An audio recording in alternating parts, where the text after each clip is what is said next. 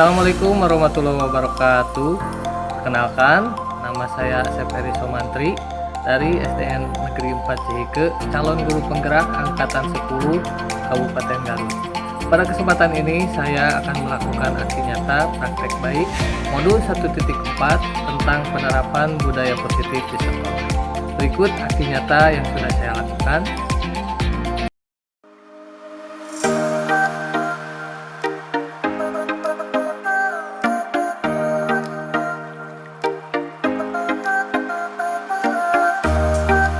Assalamualaikum warahmatullahi wabarakatuh.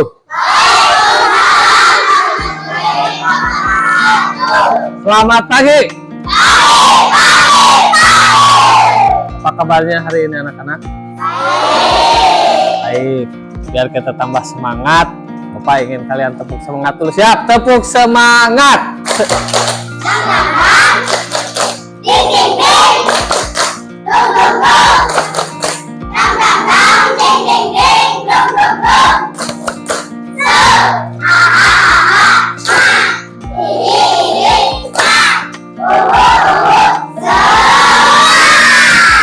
Baik, terima kasih. Tetap semangat untuk belajar. Baik. Nah, anak-anak, pada kesempatan kali ini kita akan membuat kesepakatan kelas, ya, yang nantinya akan menjadi keyakinan kelas. Untuk apa kesepakatan kelas itu? Ya, kesepakatan kelas itu untuk menumbuhkan budaya positif bagi kita. Nah, Pak, seperti apa Pak? Nah, nanti kesepakatan kelas itu kita rempukan sama-sama, bikin kesepakatan, harapan-harapan kalian untuk hal yang lebih positif atau hal yang baik di kelas kita tuangkan ya dalam kertas atau dalam stick note, nanti Bapak kasih. Nah, tapi sebelum itu kita bahas dulu ya. Nah, peraturan sekolah itu kan sudah ada ya, yang dinamakan dengan apa? Iya, tata tertib. Ada tata tertib sekolah, ada tata tertib kelas. Nah, tata tertib sekolah itu mencakup seluruh aturan yang dibuat oleh sekolah. Nah, Pak, untuk apa kita buat kesepakatan? Kan sudah ada tata tertib. Nah, tidak ada salahnya ya. Tata tertib itu baik, itu peraturan. Nah, kesepakatan kelas itu juga merupakan aturan atau harapan-harapan kalian untuk apa? Untuk lebih menekankan lagi budaya-budaya positif. Nah, nanti ketika kesepakatan kita buat ya, itu akan menjadi keyakinan kelas kita dan harus kita laksanakan dan ikuti bersama tanpa ada paksaan dan penuh tanggung jawab. Nah, untuk apa? Untuk menumbuhkan kebiasaan baik ya. Nah, nanti ketika kalian menuliskan kesepakatan kelas kita itu, gunakan kalimat-kalimat positif ya.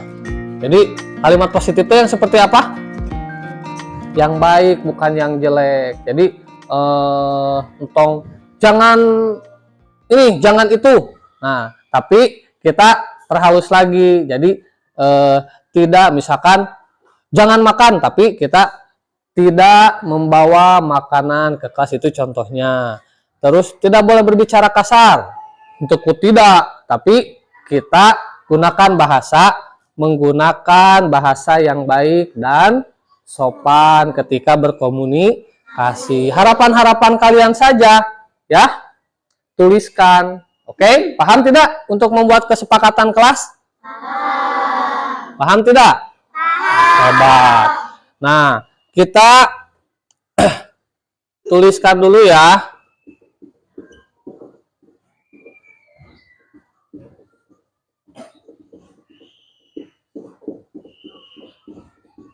Nah, kita buat dulu kesepakatan kelas. Ini di sini Bapak punya kertas note. Tidak akan Bapak bagikan satu orang, tapi kalian sambil berdiskusi Nah, diskusikan harapan-harapan kalian untuk hal-hal positif di kelas kita ini secara berkelompok. Nanti kalau sudah ada kesepakatan baru tuliskan di sini ya. Terus nanti ditempel. Siap? Untuk teknisnya kalau seorang-seorang kan terlalu banyak ya. Ini semuanya berapa? 35. Kita bagi bagi 8 kelompok aja ya. Jadi nanti akan ada 8 harapan ya. Nah, untuk kesepakatan tersebut. Silahkan. Misalkan ada di sini ada 4, tuliskan saja. Boleh 4-4-nya, boleh 1. Nanti kan bakal ada yang sama ya. Gitu. Silakan pembagian kelompoknya depan belakang aja ya. Jadi 2 meja, paham? Silahkan bagi kelompok. Boleh malik, boleh pindah, terserah lah. Efektif nama malik we, ieu malik ka dieu, ieu malik ka dieu, ieu malik ka dieu eta sareng eta. Sok. Silakan berbagi kelompok. Ieu sareng kelompok ieu, ieu sareng kelompok ieu. Sok. Duaan-duaan. Ieu sareng ieu. Ieu jeung ieu atawa sok ngagabung saurang ka dieu. Sudah? Nah, tuliskan harapan-harapan kalian.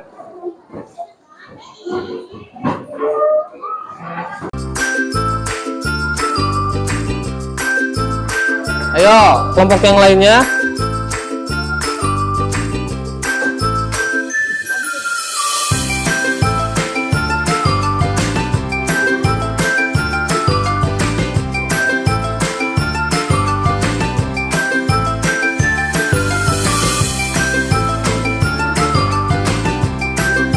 Empat kelompok lagi, silakan.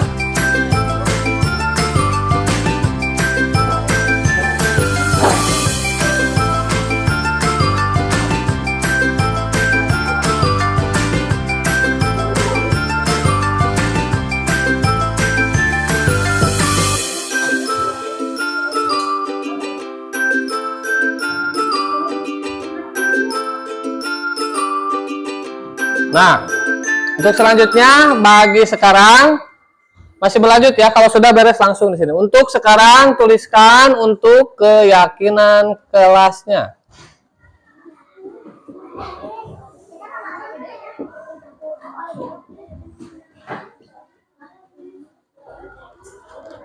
Boleh. Jadi dari kesepakatan yang kita buat tadi kita kembangkan lagi untuk dijadikan keyakinan.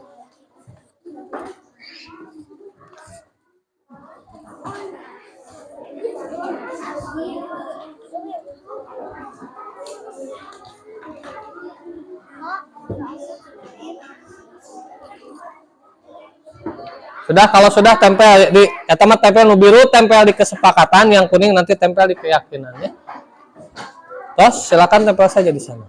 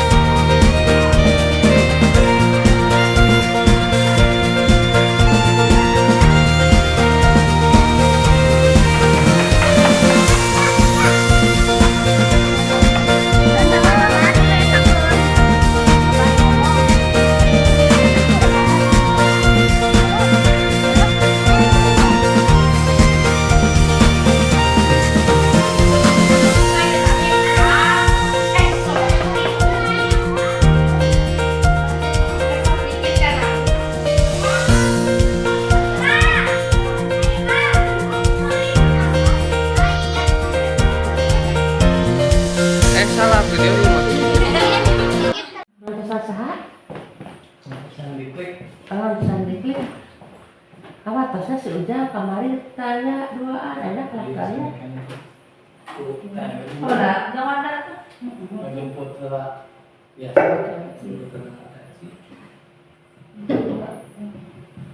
Mending adik dia mending dia Ini sekarang apa? Biasanya pemaparan kenapa mending di video penyebar harapan budaya positif. So, atau bisa aja mending nyebar. mending nyebar salahkan kan Aku ya cakap itu gitu sorry. Anu penting mah kegiatan apa? Di depan pada kita si nyebar. buat tuh kapan dia itu ngomong awit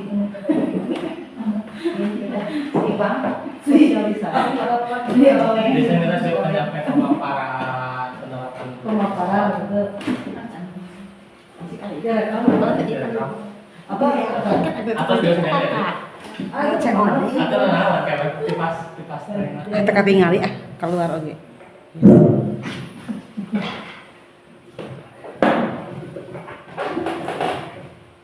saya action gitu aku ya saya boleh ngerti Bismillahirrahmanirrahim. Assalamualaikum warahmatullahi wabarakatuh. Alhamdulillahirabbil alamin. Wassalatu wassalamu ala asrofil anbiya'i wal mursalin wa ala alihi wa sahbihi ajma'in. Amma ba'du.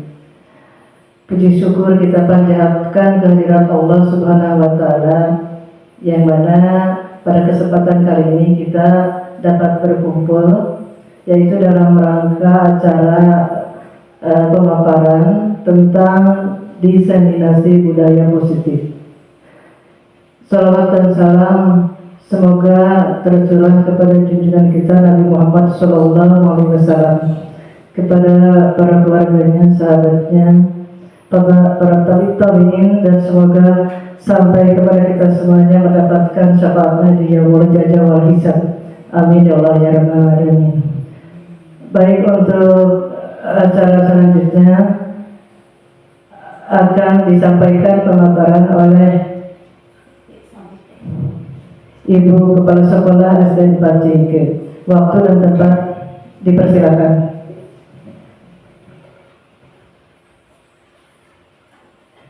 Assalamualaikum warahmatullahi wabarakatuh.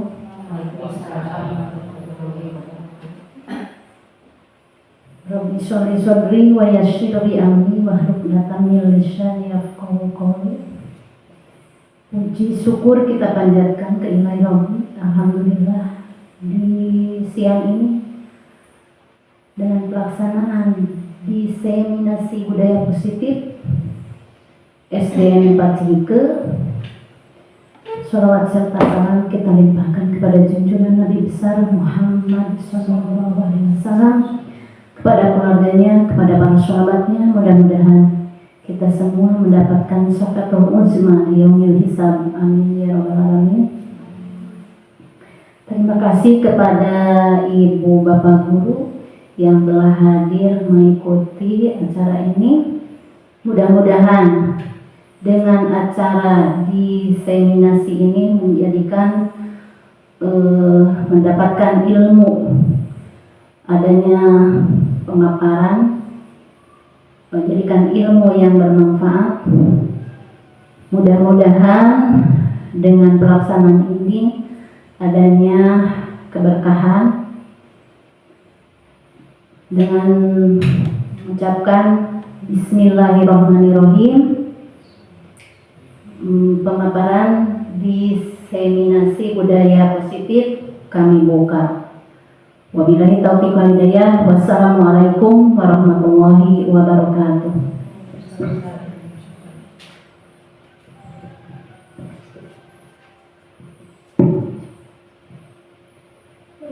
Baik, untuk selanjutnya pemaparan yang akan disampaikan oleh Bapak Asep Heri Sumantri. Assalamualaikum warahmatullahi wabarakatuh. Ya, alhamdulillah, puji dan syukur kita panjatkan kehadirat Allah Subhanahu wa taala karena atas karunia-Nya kita bisa bersama-sama berkumpul dalam acara kegiatan diseminasi budaya positif. Salawat serta salam semoga tercurah limpah kepada junjungan kita semua, yakni Nabi Muhammad SAW. Semoga kita semua mendapat syafaatnya nanti di yaumul akhir. Amin ya rabbal alamin. Pertama-tama izinkan saya menyampaikan tujuan dari kegiatan ini, Bapak Ibu semuanya.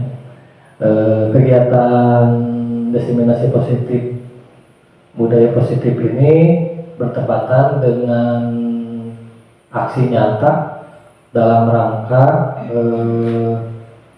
pendidikan guru penggerak. Jadi di sini saya memaparkan tentang penerapan budaya positif di sekolah, khususnya di SDN 4 Sipir ini. Terlepas dari itu, kita santai saja ya Bapak Ibu semuanya. Jadi karena di aksi nyata ini merupakan aksi nyata di modul 1.4, banyak sekali materi penunjang di modul 1.4 ini, diantaranya budaya positif. Baik, adapun untuk selanjutnya, yaitu dalam kegiatan ini tujuan utamanya itu menumbuhkan budaya positif di lingkungan sekolah. Nah, yang selanjutnya sebelum kita membahas lebih dalam lagi tentang budaya positif ini, jadi untuk menumbuhkan budaya positif di lingkungan sekolah itu ada beberapa faktor yang akan dipelajari. Pertama, disiplin positif dan nilai-nilai kebajikan, kemudian teori motivasi, hukuman dan penghargaan, serta restitusi. Yang selanjutnya, keyakinan kelas, kemudian lagi kebutuhan dasar manusia, 5 posisi kontrol, dan yang terakhir segitiga restitusi. Jadi ini semua yang akan kita gali untuk menumbuhkan budaya positif. Nah, sebetulnya budaya positif ini sudah tidak asing lagi bagi kita semua, apalagi di PMM juga kita mungkin sudah mempelajarinya tentang budaya positif ini. Namun saya di sini menekankan kembali mungkin untuk capaian belajar ketika kegiatan ini, yaitu diharapkan kita ini bisa memahami konsep budaya positif yang di dalamnya terdapat konsep perubahan paradigma stimulus responden, teori kontrol motivasi perilaku manusia, serta motivasi internal eksternal, serta keyakinan kelas, hukuman dan penghargaan, dan 5 kebutuhan dasar manusia yang tadi sudah saya jelaskan ya. Kemudian 5 posisi kontrol guru dan segitiga restitusi. Dan yang kedua yaitu menerapkan disiplin positif yang memerdekakan murid untuk menciptakan ekosistem sekolah yang aman dan berpihak pada murid. Nah, untuk selanjutnya sebelum kita membedah materi-materi tersebut, ada kita disclaimer dulu. Coba di sini ada pertanyaan. Apakah Bapak Ibu semuanya setuju atau tidak tentang pernyataan di sini? Pertama, hukuman dapat mendisiplinkan anak. Kira-kira kita setuju atau tidak dengan pernyataan tersebut? Hukuman dapat mendisiplinkan anak. Setuju seandainya hukuman itu sesuai dengan perkembangan anak. Ya. Ada yang tidak setuju? Kita simpan dulu jawabannya ya Bapak Ibu. Jadi ini untuk pertanyaan tematik dulu, nanti jawabannya akan kita temukan di akhir setelah membahas poin-poin yang tadi kita jabarkan. Jadi jawabannya ada yang setuju, ada yang tidak, bebas kan ya. Jadi biasa setuju, biasa itu bebas teman. Tapi lebih ke setuju atau tidak ketika hukuman dapat mendisiplinkan anak. hukuman dapat mendisiplinkan. Bebas, ini tidak ada benar dan salah gitu. Menurut pendapat kita saja.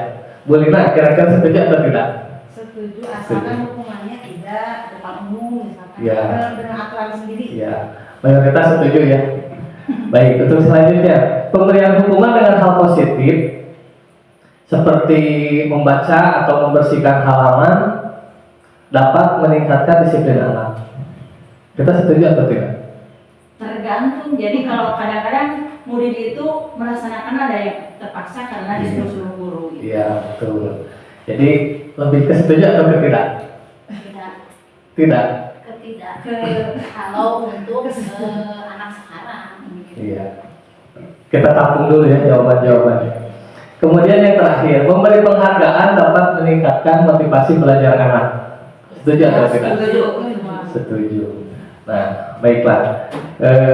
Agar tidak terlalu kaku ya, kita lanjutkan dulu. Nah, di sini tentang disiplin positif dan nilai-nilai kebajikan. Nah, di sini ada perubahan paradigma. Coba untuk lebih apa namanya? Bukan menggali ya, memahami lagi. Di sini kita bermain peran saja dulu.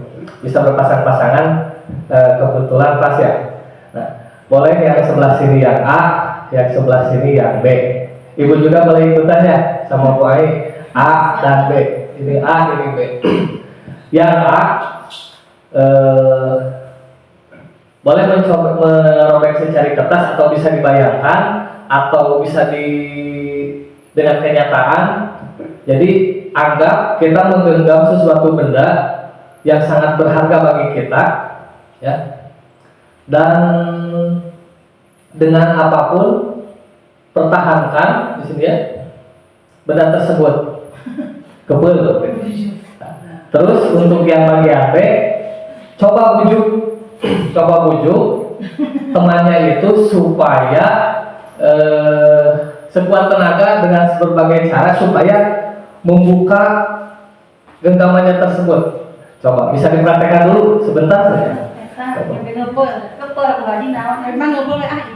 Boleh dibayangkan misalkan cincin atau kunci motor atau apapun yang menurut kita berharga.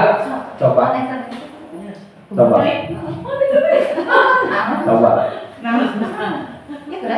Yang A, yang B.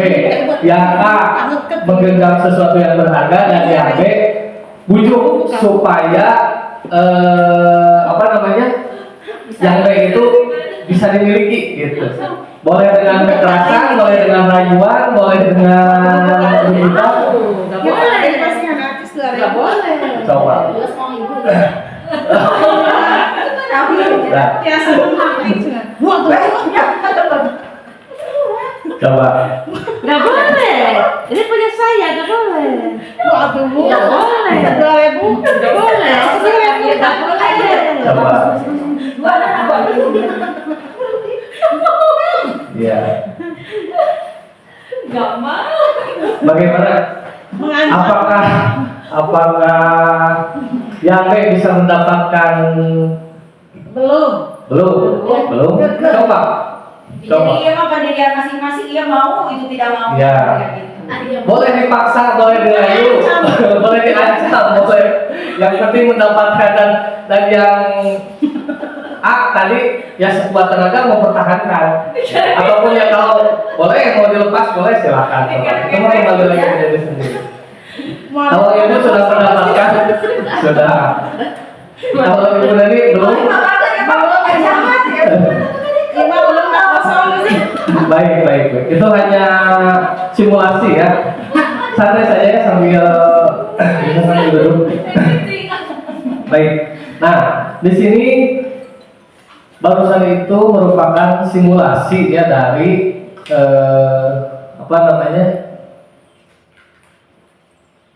yang tadi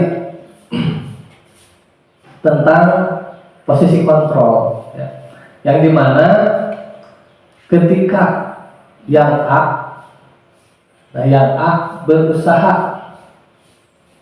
mempertahankan dan yang B berusaha untuk mendapatkan. Nah, di sana kan ada posisi kontrol. Jadi tergantung yang punya posisi kontrol di situ yang A atau yang B kira-kira Bapak Ibu. Yang memiliki kontrol yang A.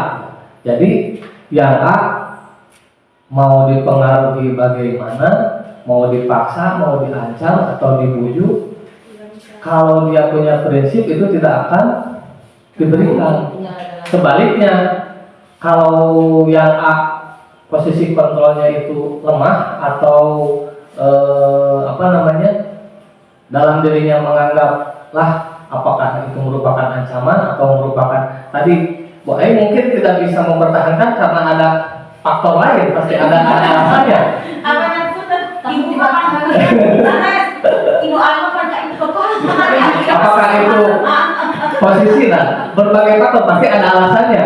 yang apa Ibu Eti, Ibu Haji juga sama, tidak melepaskan itu pasti ada alasan yang kuat, dan Bu Ai juga karena memberikan pasti ada alasan yang kuat. Nah, itu kita disclaimer dulu ya. Jadi dalam posisi kontrol ini kita paham bahwa yang bisa mengendalikan diri kita sendiri itu adalah kita sendiri, bukan orang lain. Nah, dalam kegiatan pembelajaran kadang di sini kita ilusinya itu kita dapat mengontrol murid. Sebetulnya bukan kita yang mengontrol ya Bapak Ibu. Kembali lagi ke muridnya, apakah dia mau atau tidak. Kemudian ilusi bahwa kritik dapat membuat orang merasa bersalah dan dapat menguatkan karakter. Nah, di poin yang kedua ini mungkin cocok dengan yang Bu Ai tadi. Bukan berarti kritik apa, tapi ada dasar merasa atasan atau dipikir serang gitu kalau bahasa itu. Sehingga meskipun dia sayang atau iba, tapi ada posisi lain, ada faktor lain yang harus mendorong untuk merelakan atau memberikan tersebut. Kemudian ilusi bahwa semua pengetahuan positif, efektif dan bermanfaat. Nah, jadi biasa tadi pada dilironan kacamata Kusnai Bu Haji biasa kita kan dengan hal-hal positif, tapi tetap kendali ada pada diri kita sendiri meskipun ditukar sama apapun gitu. Kalau menurut yang bersangkutan yang memiliki posisi kontrol itu tidak bisa dipengaruhi, ya tetap saja. Kemudian ilusi bahwa orang dewasa memiliki hak untuk memaksa. Nah, kadang kita sebagai guru merasa dalam usia berhak menentukan kepada murid itu arah pandangan atau apapun. Nah, yang selanjutnya di sini ada stimulus respon. Siapa yang sesungguhnya memiliki kontrol? Nah, stimulus respon di sini biasanya kita mencoba mengubah orang agar berpandangan sama dengan kita. Nah, tadi juga ketika simulasi kita mencoba supaya orang lain kan seperti keinginan kita tadi diberikan atau dituruti keinginan kita. Padahal pada kenyataannya itu menurut teori kontrol kita berusaha memahami pandangan orang lain ya tentang dunia. Tentang dunia itu bisa tentang pandangan-pandangan apa menurut pikiran orang tersebut. Kemudian perilaku guru dilihat sebagai suatu kesalahan. Nah, ini biasanya kita terhadap murid. Padahal semua perilaku itu memiliki tujuan. Apakah itu memaksa, apakah itu tadi Bu Ai dengan sedikit kedipan saja sudah diberikan bios gitu kan. punya tujuan takut apakah segar atau apa. Kemudian orang lain bisa mengontrol saya, stimulus responnya seperti itu kan. Padahal hanya kita sendiri atau hanya Anda yang dapat mengontrol diri Anda. Kita biasa diterapkan ke siswa, kadang stimulus respon ini suka kita suka kita miliki ya.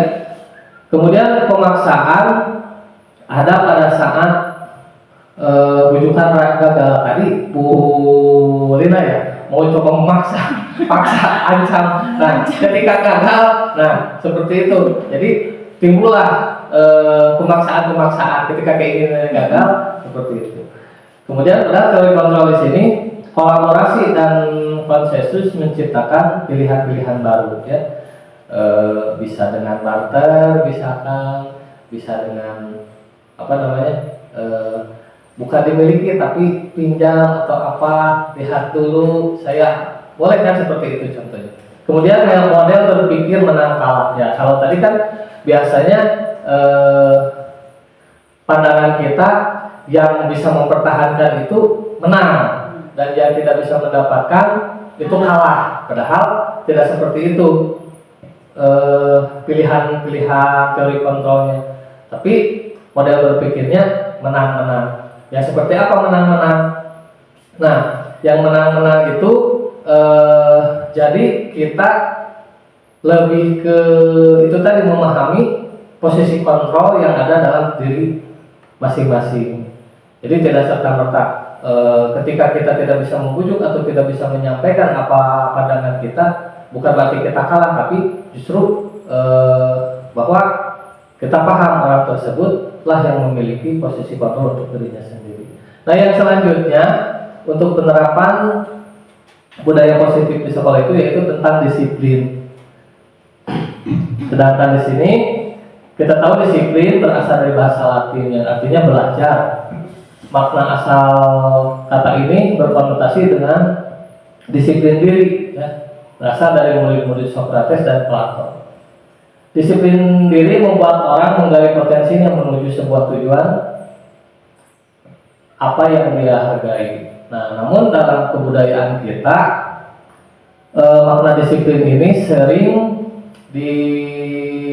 dirubah artinya atau berubah artinya menjadi sesuatu yang dilakukan seseorang pada orang lain untuk mendapatkan kepatuhan.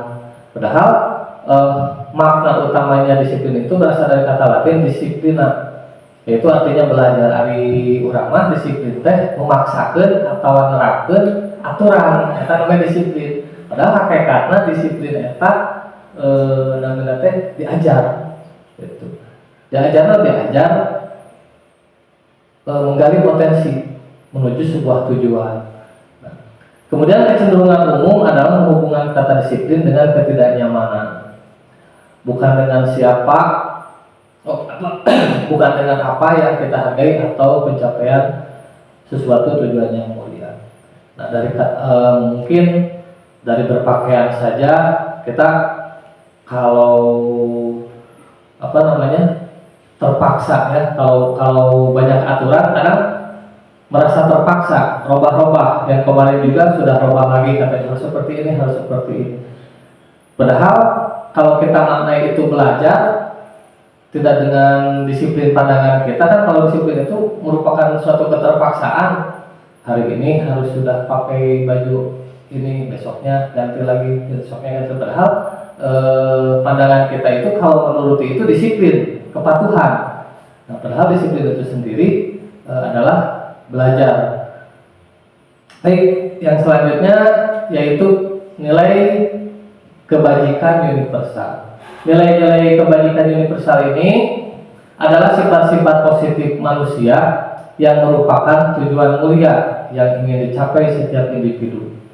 Nah, nilai-nilai tersebut bersifat universal dan lintas bahasa, suku bangsa, agama maupun latar belakang, di mana setiap perilaku atau perbuatan memiliki suatu tujuan. Itu menurut Wilson Glasser pada teori kontrol.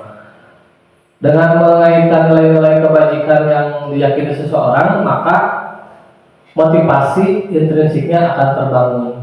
Nah, dalam hal ini, ketika kita menerapkan budaya positif, sebetulnya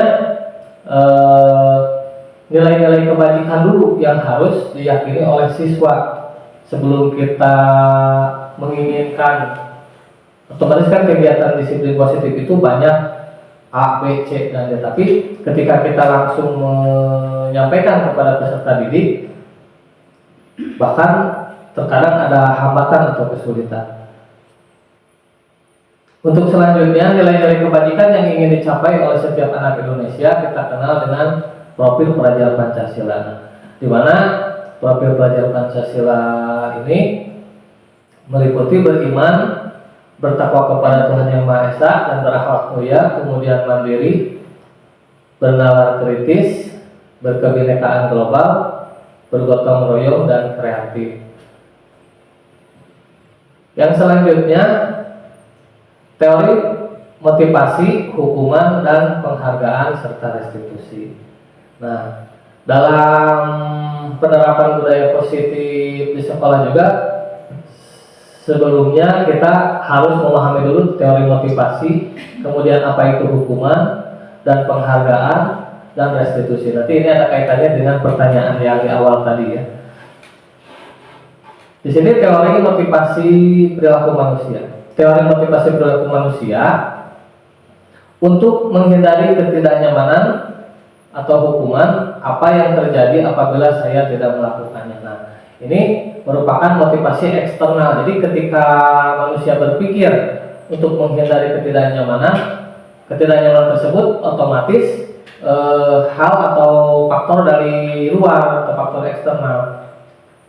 Kemudian untuk mendapatkan imbalan dari orang lain atau institusi, apa yang akan saya dapatkan apabila saya melakukannya. Nah, ketika dalam hal kerja saja kita pasti ada motivasi tersebut. Apakah dapat imbalan, dapat duit reward, atau penghargaan atau apresiasi. Nah, itu merupakan motivasi dari luar. Kemudian yang ketiga, untuk menghargai diri sendiri. Nah, saya akan menjadi orang yang seperti apa bila saya melakukannya. Nah, itu merupakan motivasi internal. Dari ketiga motivasi ini, apabila diterapkan dalam budaya positif terhadap peserta didik, jadi yang lebih akan bisa diterapkan budaya positif terhadap siswa itu merupakan motivasi dari internal itu sendiri ketika mereka memiliki atau berpemikiran untuk menghargai diri sendiri, sehingga dalam pikiran mereka apa yang saya akan menjadi orang yang seperti apa bila saya melakukannya. Apabila dengan motivasi dari luar kita terus menyuruh dihucu-hucu seperti itu, bahkan anak hanya melakukannya itu ketika ketika kita ingatkan atau ketika ada guru saja. Tapi ketika motivasi tersebut datang atau muncul dari diri sendiri, itu akan lebih mudah diterapkan dalam kehidupan sehari-hari. Yang selanjutnya di sini, merdeka menurut Hajar Dewantara. Merdeka itu artinya tidak hanya terlepas dari perintah, akan tetapi juga cakap buat memerintah diri sendiri. Nah, kembali lagi seperti tadi, jadi motivasinya itu harus dari dalam diri sendiri. Ketika diperintah, berarti itu bukan memerdekakan murid, dan murid juga tidak akan merasa merdeka, melainkan merasa terkekang atau terbebani. Kemudian yang selanjutnya ini dihukum oleh penghargaan, ya. Bahwa penghargaan berlaku sama dengan hukuman, sepakat tidak, Bapak Ibu? Kalau penghargaan itu sama dengan hukuman. Penghargaan itu sama dengan hukuman.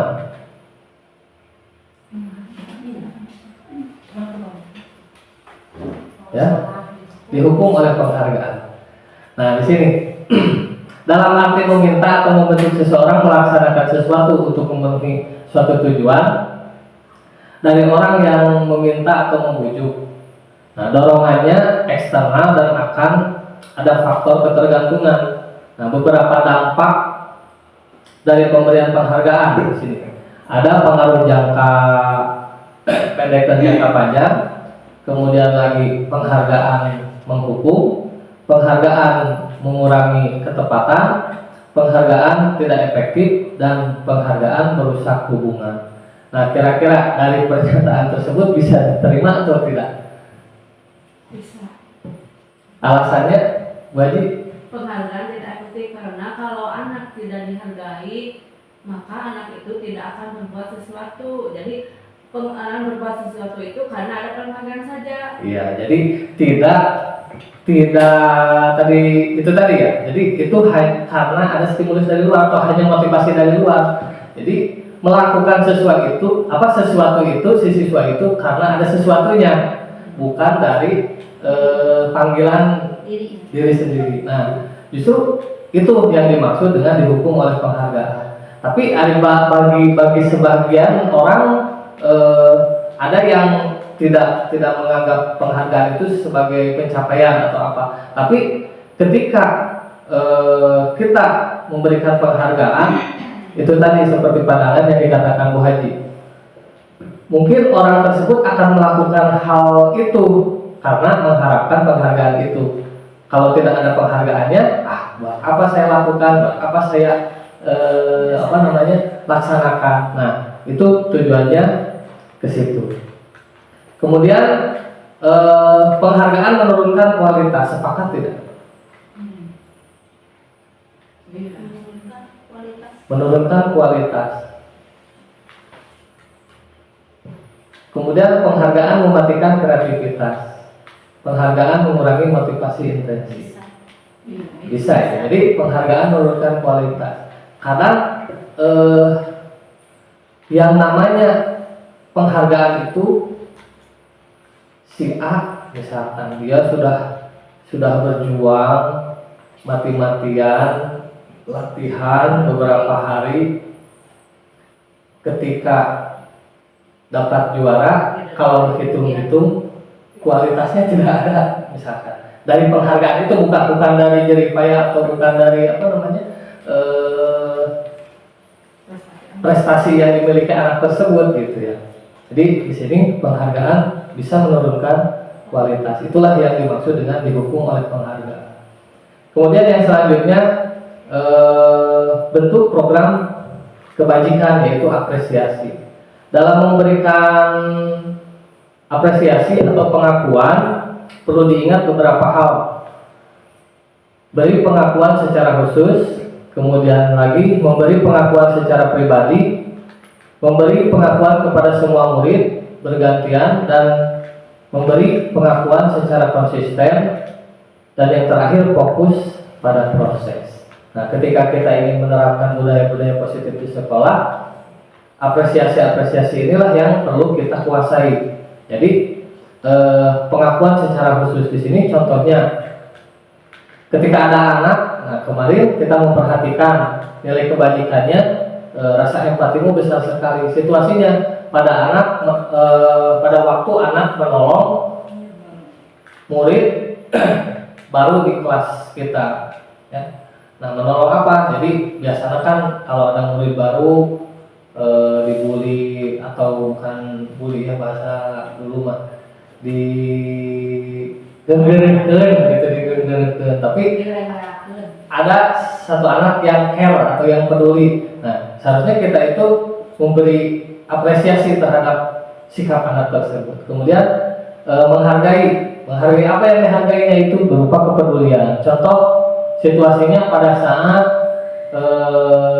kamu bantu teman-teman di tugas kelompok. Kita kan di kelas suka ada anak yang unggul, suka tanpa pamrih. Ketika ada anak yang bertanya kepada kita, kemudian dia dengan sendirinya membantu rekannya itu dengan menjelaskan.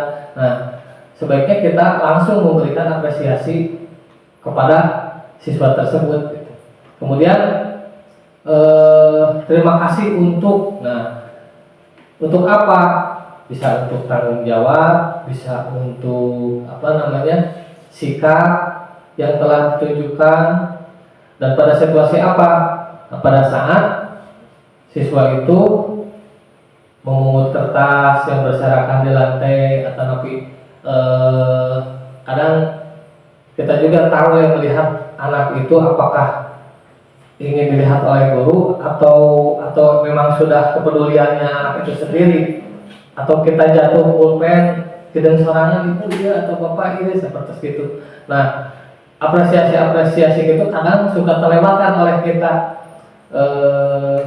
tapi kami yakin untuk mengucapkan terima kasih juga itu sudah nanti bisa diterapkan ke dalam budaya positif kepada anak-anak. Dan kalau kepada guru mah otomatis kita juga sudah spontan mengucapkan terima kasih kepada siapapun yang telah berbuat baik kepada kita. Nah, yang selanjutnya di sini ada hukuman dan konsekuensi. Kira-kira menurut Bapak Ibu dari tindakan-tindakan guru di sini ini masuknya ke kategori mana ya? Mencatat 100 kali di kalimat buku, di kalimat saya tidak akan terlambat lagi karena terlambat ke sekolah. Kita pernah ya Bu kemarin waktu ada anak yang kasus disuruh menuliskan itu bukan apa namanya niat menghukum atau apa, tapi ingin mengetahui siapa yang telah membuat tulisan tersebut gitu. Dikasih anak itu kertas, kemudian disuruh menulis kalimat tidak akan mengulangi kembali. Itu yang nomor 1 itu. Kira-kira yang telah kita lakukan kemarin itu masuknya ke hukuman atau ke konsekuensi? Konsekuensi kemarin waktu Bapak menghukum anak sebab supaya dia tidak melakukan lagi. Kalau hukuman termasuk hukuman ada, konsekuensi ada. Ya. Gitu ya. Kemudian lari mengelilingi lapangan basket 2 kali atau lapangan upacara 2 kali karena terlambat hadir. Itu merupakan hukuman atau konsekuensi? Hukuman. Konsekuensi, hukuman. Nah, selanjutnya boleh diminta untuk push up 15 kali karena tidak menggunakan masker, contohnya atau menunjuk corona gitu ya. Atau lebih hal lain, kita menyuruh push up 4 jam atau apa karena mulai melakukan kesalahan. Itu hukuman atau konsekuensi? Hukuman. Kemudian menggantikan kertas tugas teman yang telah dicoret-coret atau yang telah dirusak. Konsekuensi sepakat.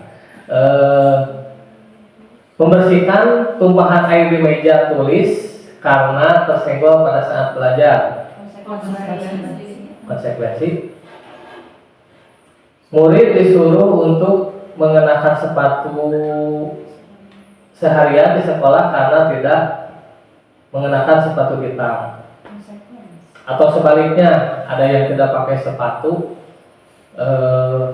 kalau mana oge di warang nyeker we seperti itu, eta masukkan ke hukuman atau konsekuensi? Hukuman. Kemudian lari mengelilingi lapangan basket 2 kali karena terlambat 10 menit untuk pelajaran PJOK, hukuman atau konsekuensi? Hukuman. Jadi antara hukuman sama konsekuensi yang hubungan anak dihukum itu lagi supaya terjadi kesepakatan. Jadi sebelum hukum itu harus ada kesepakatan dulu. Apabila ini konsekuensinya apa? Ya. Berarti antara hukuman dan konsekuensi teman saling. Ya, betul. Seperti itu. Kita lihat dulu jawabannya. Mencatat 100 kali di dalam buku kalimat saya tidak akan terlambat lagi. Betul ya tadi. Karena terlambat ke sekolah itu merupakan hukuman.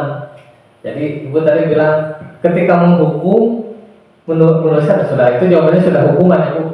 Kemudian lari mengelilingi lapangan ketika terlambat hadir itu hukuman. Murid diminta push up itu hukuman. Sedangkan tadi betul ketika mencoret-coret kertas dan disuruh mengganti itu konsekuensi. Membersihkan tumpahan air di meja karena tersenggol itu konsekuensi. Kemudian murid disuruh untuk tidak mengenakan sepatu seharian, nah itu merupakan hukuman. Kemudian lari mengelilingi lapangan basket 2 kali karena terlambat 10 menit itu konsekuensi. Nah, kira-kira sudah ada gambaran ya antara perbedaan Ya, mungkin konsekuensi. Perbedaannya itu kalau hukuman berat, Ya. itunya apa yang menjadi yang diperlakukannya siswa itu hukuman mah rada berat gitu. Kalau konsekuensi mah supaya mengarah siswa ke dalam perilaku yang lebih baik gitu. Betul, terima kasih Bu. Nah, jadi seperti itulah ya. Di sini perbedaan antara hukuman dan konsekuensi. Jadi hukuman itu betul kata Bu Neni tadi. Jadi hukuman itu merupakan sesuatu yang berat atau menyakitkan, sedangkan konsekuensi itu adalah sesuatu yang harus terjadi. akibat perbuatan. Kemudian hukuman bersifat membuat anak sakit, ya, fisik ataupun hati dalam jangka waktu yang lama. Jadi hati, kadang kita juga kalau dihukum dulu waktu sama guru-guru kita ada yang membekas. Padahal setelah kita sadari, kami di depan bahasa saudara, ini agak manfaatnya. Tapi ketika dijalani mah asa teuing-teuingeun, asa kumaha gitu intinya. Nah, kemudian di sini konsekuensi itu membuat anak merasa tidak nyaman dalam jangka waktu pendek. Itu konsekuensi. Kalau hukuman mah waktu lama sakit hati. Kemudian di sini anak membenci kedisiplinan. Kalau konsekuensi anak menghargai disiplin.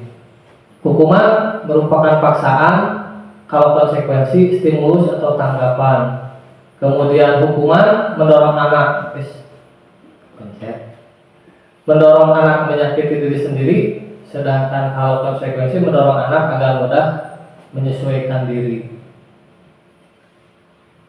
Yang selanjutnya, hukuman merupakan konsep diri yang buruk, sedangkan konsekuensi merupakan konsep diri yang baik.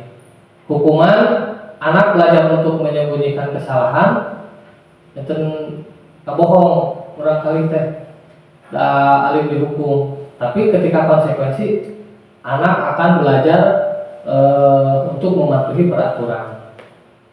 Kemudian hukuman, marah, rasa bersalah, dipermalukan, merasa tak dihargai. Itu yang akan dirasakan ketika dikenakan hukuman. Sedangkan kalau pada konsekuensi, kehilangan hak, kemudian lagi dibuat tidak nyaman, diasingkan untuk sementara, dihukum misalkan untuk ngiring pelajaran, telat, kumaha hari kalau konsekuensi hanya beberapa waktu disuruh berpikir dulu. Nah, yang selanjutnya restitusi. Apa itu restitusi? Nah, di sini masih ada kaitannya dengan hukuman tadi. Restitusi adalah proses menciptakan kondisi bagi murid untuk memperbaiki kesalahan mereka sehingga mereka bisa kembali pada kelompok mereka dengan karakter yang lebih kuat. Restitusi juga merupakan proses kolaboratif yang mengajarkan murid untuk mencari solusi untuk masalah mereka dan membantu murid berpikir tentang orang seperti apa yang mereka ingin menjadi dan bagaimana mereka harus memperlakukan orang lain menurut dosen 2004. Lanjut saja ya. Di sini teori identitas gagal. Jadi hukuman sesuatu yang menyakitkan, tadi konsekuensi sesuatu yang harus terjadi, sedangkan restitusi merupakan pilihan. Kemudian kalau hukuman tidak nyaman untuk murid, kalau konsekuensi tidak nyaman untuk murid dan anak untuk jangka waktu pendek, tidak nyaman untuk jangka waktu panjang, sedangkan restitusi korban menguatkan untuk murid atau anak dalam jangka waktu panjang. Nah, ini bisa dibaca sendiri, tapi saya akan coba kemarin mempraktekkan. Saya sudah mempraktekkan tentang restitusi. Di sini ada videonya agar tidak ngantuk. Jadi ketika anak melakukan kesalahan itu dalam restitusi itu tidak serta-merta diberi hukuman atau diberi konsekuensi, tapi anak ditanya atau distabilkan dulu identitasnya kunaon, sehingga anak memahami dan menyadari apa yang akan dia rasakan. Kalau A seperti apa, kalau B seperti apa. Kemudian yang kedua itu nanti akan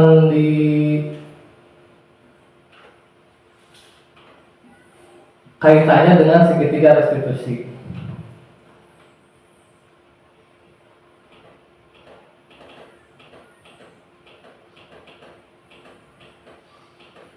Nah, jadi menstabilkan identitas kemudian lagi validasi kebutuhan, dan yang terakhir menanyakan keyakinan. Nah, dalam restitusi ini untuk menstabilkan identitas, jadi untuk membuat anak merasa gagal karena berbuat salah, ya, menjadi positif terhadap dirinya.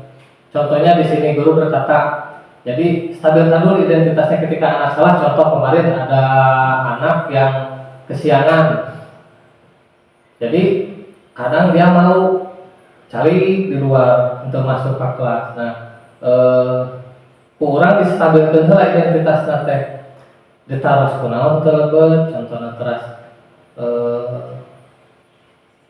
kenapa kesiangan, jawabannya teh kesiangan. Kenapa kesiangan? Karena apa? Jadi kita langsung menstabilkan identitas, tidak apa-apa, semua orang juga apa namanya pernah kesiangan, sering kesiangan gitu. Nah, terus anak sehingga distabilkan dulu identitasnya, tidak merasa dihakimi bersalah atau seperti apa. Kemudian validasi tindakan atau kebutuhan. Kita tanya, kamu sadar tidak apa yang kamu lakukan itu salah? Nah, pasti anak merasa sadar. Tidak serta-merta kita menghardik atau mengambil tindakan kepada anak tersebut. Jadi dalam restitusi ya seperti itu. Kemudian yang selanjutnya mengenai budaya positif yang selanjutnya, yaitu lingkungan positif, keyakinan kelas, dan peraturan kelas. Dalam keyakinan kelas, mengapa tidak peraturan saja dan kita hanya menerapkan keyakinan? Kira-kira perbedaan antara peraturan dengan keyakinan yang kita pahami seperti apa ini?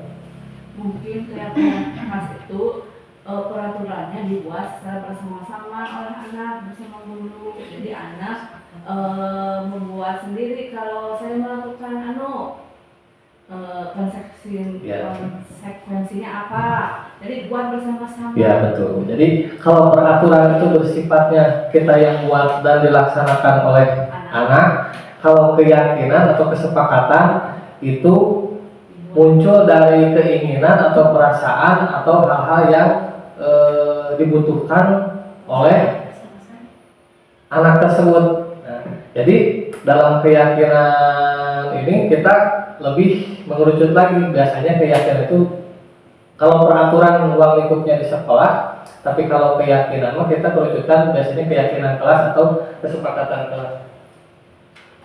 Betul apa yang dikatakan Bu Haji tadi. Jadi kalau keyakinan itu berangkat dari kesepakatan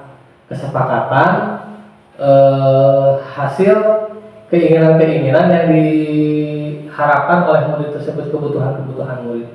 Nah, apa bedanya kesepakatan dengan keyakinan?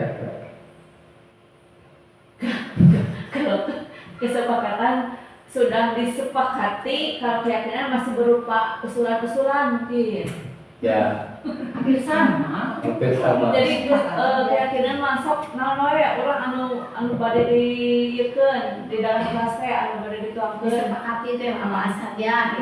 Kayak lamun terus muncul didiskusikan tah ieu tulis begitu. Jadi mungkin aturan dulu, si murid dan guru teh aturan-aturan apa yang terus disepakati, si aturan-aturan teh baru diyakini yang dia teh kesepakatan teh bersama Ya, jadi disetujui. Jadi keyakinan kelas akhirnya bukan tadi. Betul sekali Bu. Jadi keyakinan kelas itu berangkat dari peraturan, kemudian kesepakatan dan keyakinan. Nah, dan keyakinan kelas ini biasanya berupa kalimat-kalimat positif. Ketika dalam peraturan dilarang mencontek,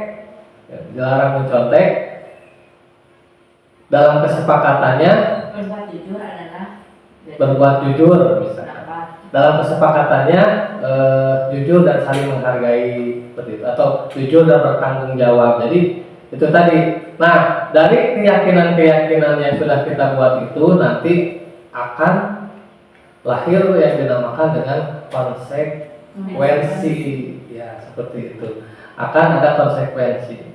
Sehingga untuk yang namanya konsekuensi tersebut tidak berupa hukuman, tapi hal yang sudah menjadi kesadaran bahwa anak sudah melakukan kesalahan, dan kesalahan itu ada konsekuensinya dan sudah disepakati, dan itu merupakan keyakinan bersama.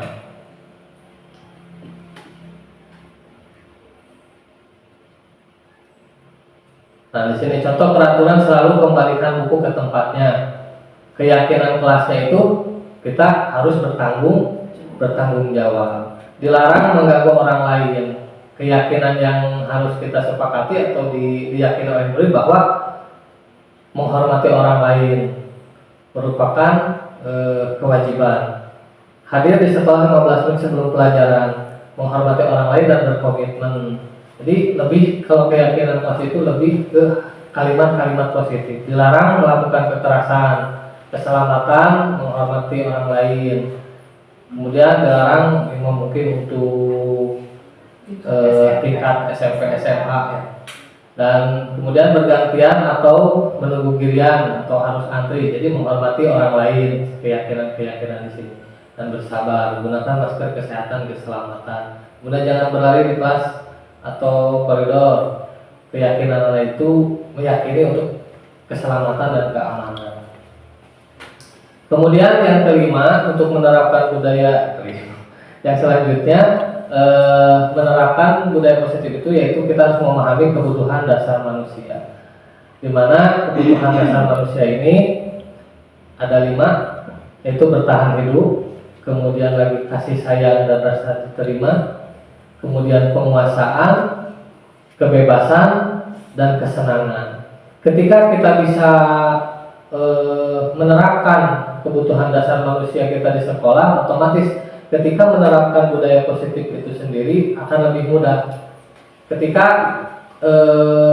bertahan hidup, ya, mungkin ini merupakan kebutuhan dasar kita untuk bisa hidup. Kemudian penguasaan, kebebasan, kesenangan, dan kasih sayang.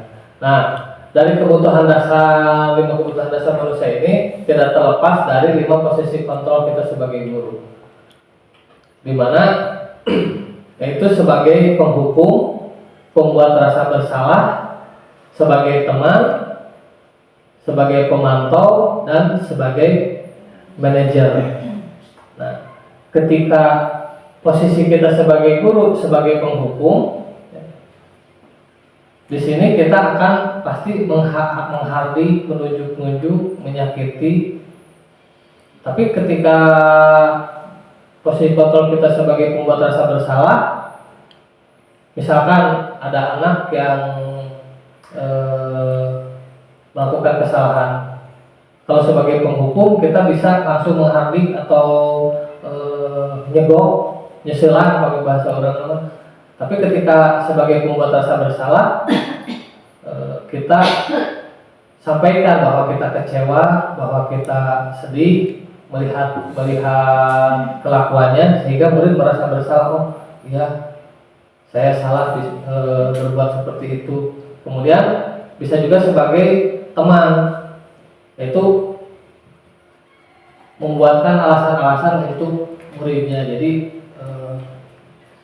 kadang saya juga bukan bisa suka memposisikan sebagai teman. Ketika kita sebagai penghukum, justru murid hanya di depan saja, di belakang mah ngalewek gitu. Tapi sebagai teman, lebih ketika dulu ada anak yang merokok, ya pendekatannya itu sebagai teman saja, justru lebih enak. Dia tuh lebih malu, lebih bisa dipahami mungkin kalau posisi sebagai sadar diri. Di sini sebagai pemantau, yaitu kita hanya memantau, menghitung dan mengukur. Sedangkan sebagai posisi kontrol sebagai manajer, di mana mengajukan pertanyaan-pertanyaan. Jadi kita menggali kenapa, apa kepada anak itu, bagaimana. Misalkan ada yang berbuat salah, kenapa kamu melakukan itu, apa yang kamu rasakan jika kamu yang seperti itu, dan selanjutnya apa yang akan kamu apa yang kamu lakukan selanjutnya apabila dijauhi teman atau apabila kamu terus-terusan seperti itu. Jadi lebih ke kita pendekatan pribadi kepada anak itu. Nah, yang selanjutnya sebagai contoh di sini sebagai pembuat rasa bersalah. Bisa dikatakan saya kecewa dengan kamu jika anak tidak mengerjakan tugas atau anak berbuat salah. Nah, buat rasa bersalah. Sedangkan sebagai penghukum kamu tidak pernah benar, jadi menghardik kalau lebih ke menghardik. Sedangkan ketika sebagai teman, ayolah lakukan demi bapak, demi ibu. Jadi memposisikan diri kita itu sebagai teman. Yang selanjutnya sebagai pemantau, jadi kita bertanya apakah kamu akan mendapatkan stiker bintang hari ini, atau apakah kamu akan melakukan kesalahan lagi yang kemarin, atau apakah kamu sekarang akan lebih meningkat hasil belajarnya. Jadi lebih ke memantau pergerakan anak. Selanjutnya sebagai manajer, jadi kita bagaimana kamu bisa menyelesaikan masalah ini, atau bagaimana kamu akan mengerjakan tugas yang semacam ini. Lebih ke pertanyaan-pertanyaan kalau sebagai manajer. Yang selanjutnya segitiga restitusi. Tadi sudah kita singgung ya. Jadi segitiga restitusi ini, jadi ketika kita memberikan hukuman kepada anak dengan menerapkan segitiga restitusi ini, sehingga anak tidak merasa dihukum atau tidak merasa dibebani dengan apa yang sudah kita lakukan terhadap mereka. Dalam restitusi ini kita mungkin ini sudah sering dilakukan, dan bahkan setiap hari kita melakukan kegiatan restitusi ini. Namun dalam kaitannya dalam budaya positif ini, kita tidak sadar apakah ternyata yang sudah dilakukan restitusi ini sudah kita lakukan terhadap anak dengan keyakinan-keyakinan yang kita sampaikan kepada anak tersebut. Misalkan di sini ketika menanyakan keyakinan yang terakhir, jadi apa yang kamu rasakan ketika kamu melakukan itu? Kamu akan menjadi orang seperti apa? Nah, sehingga anak lebih introspeksi, lebih membayangkan hal-hal ke depan yang akan dia lakukan. Jadi secara keseluruhan untuk menerapkan disiplin positif ini, intinya pertama kita tidak bisa mengontrol orang lain, hanya kita sendiri atau Anda yang dapat mengontrol diri Anda. Kemudian semua perilaku yang ditujukan itu memiliki tujuan tertentu. Dan yang selanjutnya, model berpikir menang-menang, kolaborasi dan konsensus menciptakan pilihan-pilihan baru. Selanjutnya, realitas kebutuhan kita berbeda, dan kita berusaha memahami pandangan orang lain tentang dunia. Setiap orang memiliki gambaran berbeda. Nah, ketika dijabarkan dari kita tidak bisa mengontrol orang lain, lebih ke disiplin ya. Disiplin itu bukan merupakan penekanan atau sesuatu hal yang harus dipaksakan. Dan dalam perilaku manusia itu memiliki teori motivasi. Itu tadi ada motivasi dari luar, ada motivasi dari dalam. Dan untuk menumbuhkan budaya positif, lebih yang digali itu ke dalam motivasi dari internal atau dari dalam. Yang selanjutnya 5 posisi kontrol, dan akan berkesinambungan dengan segitiga restitusi. Jadi ketika melakukan restitusi ini, kira-kira posisi kontrol mana yang lebih tepat untuk kita lakukan, untuk kita ambil ketika mengadakan atau menerapkan segitiga restitusi